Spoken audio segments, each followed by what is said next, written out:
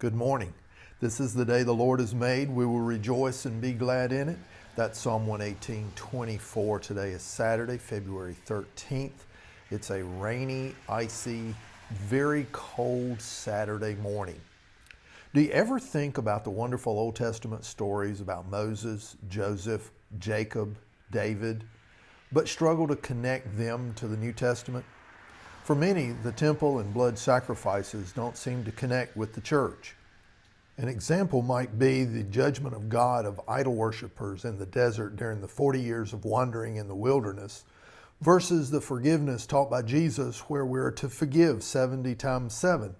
These things sometimes are hard to reconcile in our brains, in our minds. Well, in 1 Peter chapter 2, verses 9 and 10, which is the final part of the passage that we've been studying, Peter seeks to connect the Old Testament priesthood of Israel to the church. It's a great picture of the church in the world to reach the world for Jesus. So we're going to read just two verses, 1 Peter chapter 2, verses 9 and 10. But you're a chosen generation, a royal priesthood, a holy nation, his own special people, that you may proclaim the praises of him who called you out of darkness into his marvelous light, who once were not a people, but are now the people of God, who had not obtained mercy, but now have obtained mercy. How do we apply this? We're certainly not going to get into all the details. But first of all, the church, the believers in Jesus, are chosen. We're elect, that's the Bible term, to be ambassadors for Christ in an unbelieving, sin-cursed world.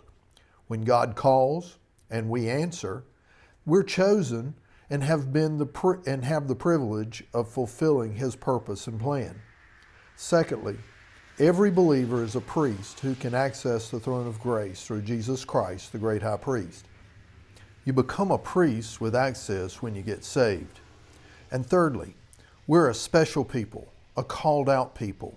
The King James Version calls it a peculiar people. That's an unusual term we don't really understand. What it means is we've become different because we've been saved by the grace of God. Not weird or strange, just different, called out. We're set apart for Jesus.